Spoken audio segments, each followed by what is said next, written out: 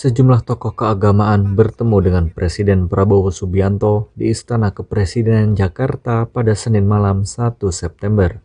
Dijumpai usai pertemuan dengan Presiden, Ketua Umum PBNU Yahya Khalil Stakuf bersama para tokoh lintas agama lainnya menyebut Presiden berdialog dengan para tokoh terkait berbagai gagasan pemerintahan di bawah kepemimpinannya. Pada saat yang sama, para tokoh agama menyampaikan komitmen untuk bersiaga dan berkontribusi dalam mengarahkan umat untuk dapat lebih tenang, terutama menyusul berbagai kericuhan yang mencuat di tanah air beberapa hari belakangan.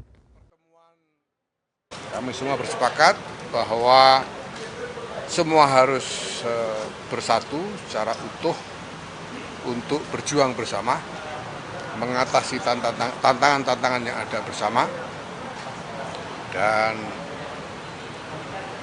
terus-menerus memohon pertolongan Tuhan. Semoga semua ikhtiar yang dilakukan oleh bangsa ini mendapatkan perlindungan dan kekuatan.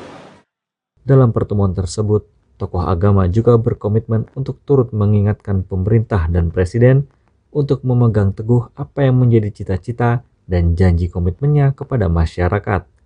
Dari Jakarta, Arya Cindiara, Pradana Putra Tampi, Kantor Berita Antara mewartakan.